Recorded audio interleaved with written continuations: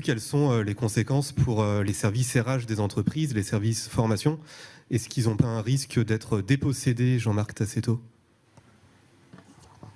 Je ne sais pas si c'est un risque. Moi, l'opportunité que je vois, c'est que les entreprises sont en train de reconnecter transformation et formation.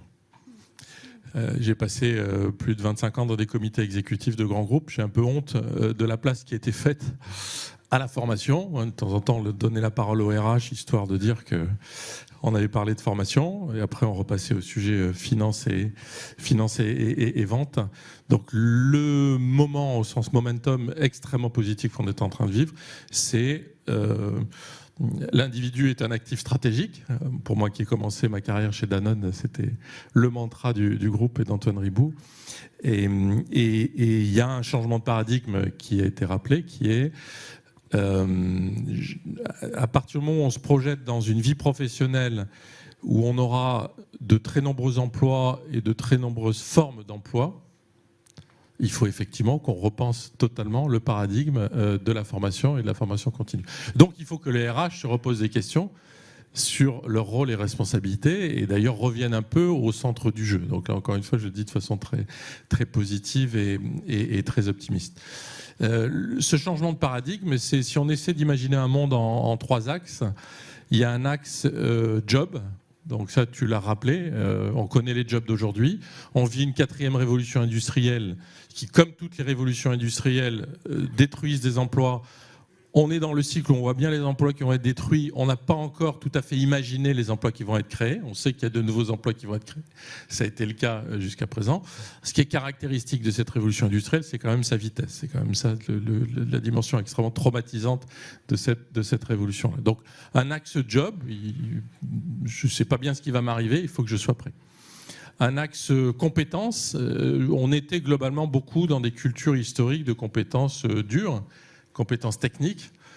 Et il y a un sujet qui est en train d'émerger. On sait bien qu'à la fin, ce qui fait la différence, c'est quand même la capacité à travailler avec les autres, c'est quand même la capacité à exprimer ses idées, c'est quand même la capacité à, de façon très horizontale, à participer d'une intelligence collective.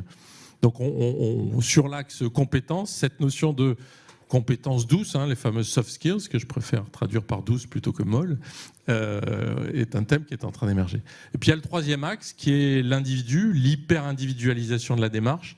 Et c'est là que les solutions digitales, entre autres, peuvent apporter ce qu'elles peuvent apporter, c'est-à-dire à la fois l'ultra-massification, nous on forme 75 000 personnes à l'échelle de la planète pour Schneider Electric, et en même temps chacun doit être en capacité de consommer du contenu dans une forme pédagogique qui lui est adaptée. Donc on est aussi en train de sortir des modèles par lesquels on est tous passés, c'est-à-dire un protocole pédagogique unique, une même façon de dispenser le savoir de façon homogène à une population qui est censée être relativement homogène quant à la réceptivité de la pédagogie. Donc ce monde en 3 axes, les jobs, ce qu'on voit et ce qu'on essaie d'imaginer, les compétences et le respect de l'hyper-individualisation du protocole d'apprentissage, ça amène évidemment les RH à repenser leurs fonctions, leurs responsabilités. On n'est plus dans le top-down, mais on n'est plus nulle part dans le top-down.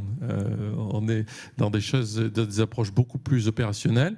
Et je pense que les RH vont être dans une mission beaucoup plus d'accompagnement, de conseil, de mise à disposition de solutions sourcées, identifiées, en capacité aussi de tester des choses, d'innover.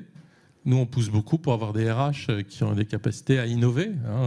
L'avantage du digital, c'est que vous pouvez mettre dans un coin, sur une plateforme, 30 apprenants, vous pouvez tester ce qui se passe pas. Si ça marche, vous continuez, si ça marche pas.